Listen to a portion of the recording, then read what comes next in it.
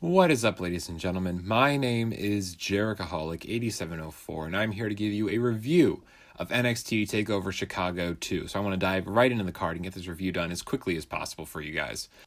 So we open up with the NXT Tag Team Championship match. We have the Undisputed Era versus Burch and Oney Lorcan. This match started off pretty solid. It was a good back and forth from both teams.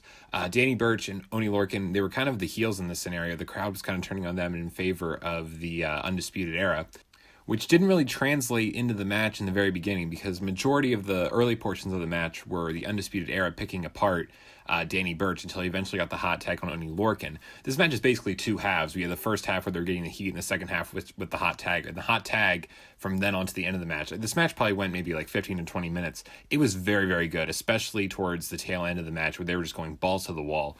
The worst spot of the night, fuck Gargano and Ciampa in terms of dangerous spots. The hardest, most cringiest spot was Oney Lorcan on the top rope, and Kyle O'Reilly just shoved him off the top rope, and he takes a back bump right onto the apron. He falls from the top rope to the apron in just a brutal moment. That right there was just a star-making moment for Oney Lorcan. No one's ever gonna disrespect him after that.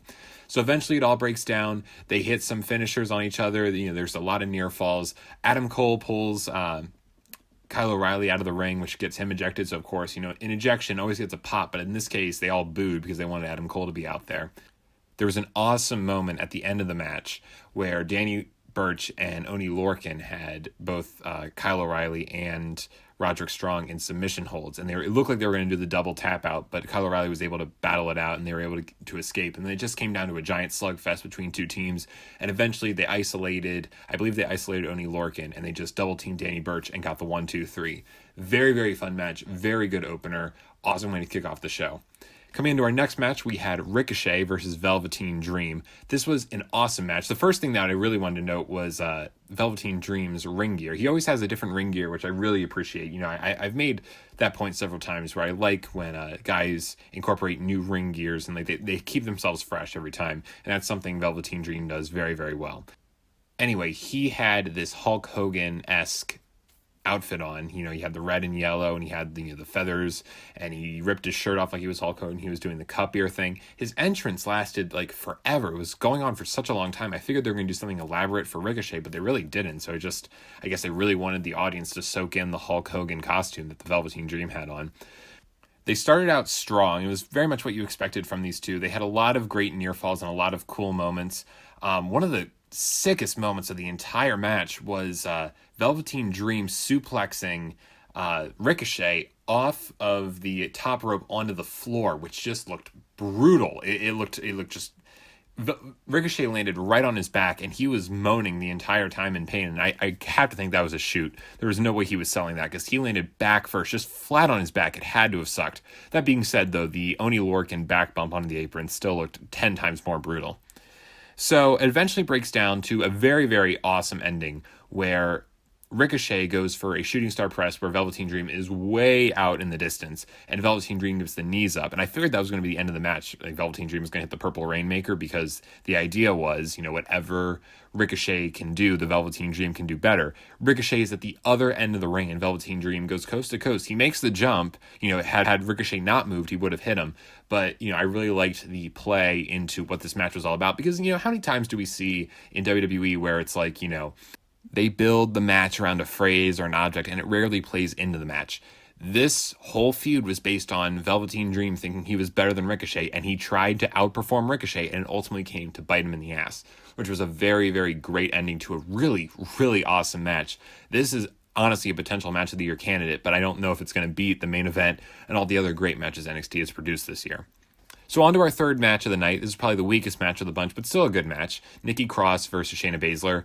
This match was all right. It was what you expected. They both, they're not the cleanest of grapplers, so it played into both of their characters that this was kind of, a sloppy match. And I don't mean sloppy as in like there were just botched spots after botched spots, but it was just, it was a rough match. So it started off early with Nikki Cross trying to get in Shayna Baszler's head, and they just went back and forth. And Nikki Cross eventually, got a little bit of offense on her, but eventually led to Shayna Baszler getting the Coquina clutch on Nikki Cross. What I did like about this match, I will give it points for the ending, where it made sense that Nikki Cross did not tap out, and I liked how she smiled before she eventually went to sleep, as if to say like she liked getting choked out. So I thought it spoke well to her character. So overall, not the greatest match in the universe, but still a fun addition to the card. Nothing bad against it. So then we had our NXT Championship match, Lars Sullivan versus Aleister Black. Again, like the Women's Championship match, this wasn't the greatest match in the world, but it was exactly what I expected it to be.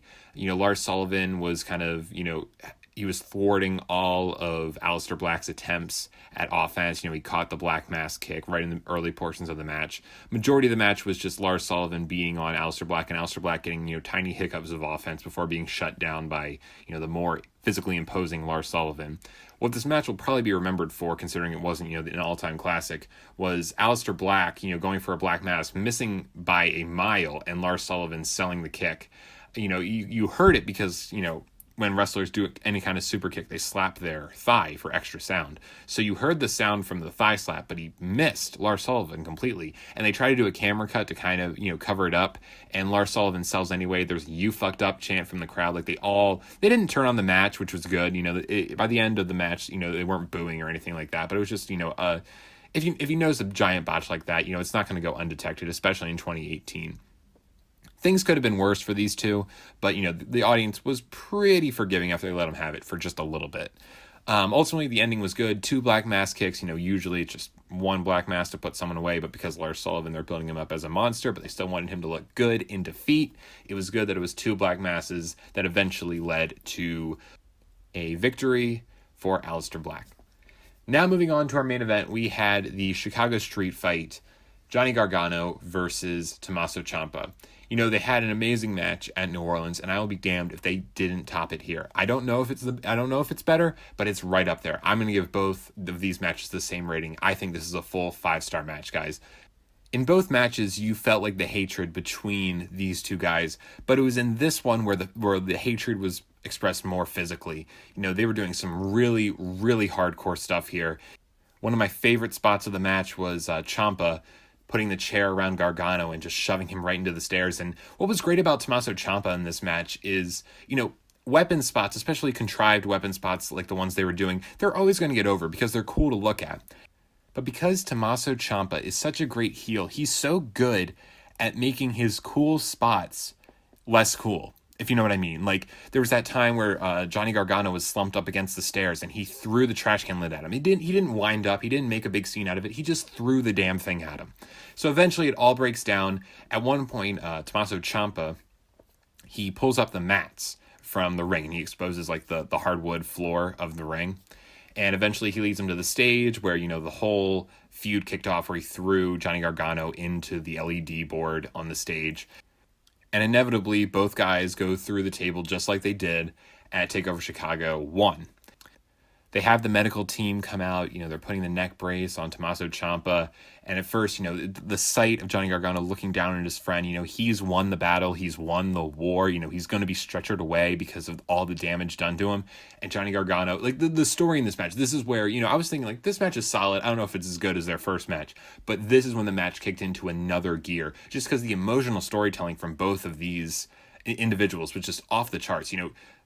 Tommaso Ciampa is just screaming in agony, and he's just in so much pain, and all of the hell he put Johnny Gargano through, it's finally coming back to bite him in the ass. But of course, Johnny Gargano cannot contain the rage because, he can insult him, but he can't insult his wife, and he ripped off that wedding ring and threw it in the crowd and spit on it and shit like that, and that put him over the edge, and he was going back, and he was going to beat the shit out of Tommaso Ciampa. You saw Johnny Gargano snap, and it was like, I might be nerding out here, but this is like when this match, what makes it so great is it's going into like some deep philosophical question where it's like, is Johnny Gargano any better than Tommaso Ciampa? Like, Tommaso Ciampa was defenseless. This was a man who was in a neck brace just like Johnny Gargano was. He left Chicago in a neck brace, and now it's Tommaso Ciampa's turn to, leave in a neck brace.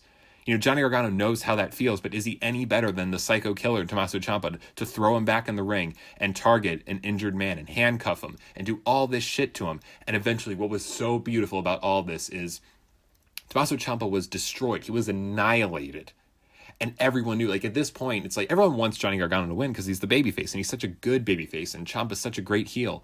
Everyone kind of knew this was in the bag. You know what I mean? Like, this was clearly Johnny Gargano's match to win, and his own rage, his own hatred for Tommaso Ciampa was his undoing. He comes back in the ring and Tommaso Ciampa DDTs him right onto the boards, the same boards that they exposed, 15 minutes ago in this match. It all came back to bite Johnny Gargano in the ass. Amazing. This was such a great match, and I was so afraid they wouldn't be able to follow up their New Orleans match, and they did. The crowd was just shocked. They were silent, and what's so great is Tommaso Ciampa doesn't have music, so there's just this silence, kind of almost similar to when Undertaker lost, where there wasn't any booing, there was just kind of silence in the beginning, and then they started the fuck you Ciampa chants, which was a great way to end the show. Candice LeRae over Johnny Gargano's broken body, and everyone chanting fuck you Ciampa, which was just an awesome ending of the match. Before I leave, I will say the highlight of the entire show, it's not any of the matches we saw today.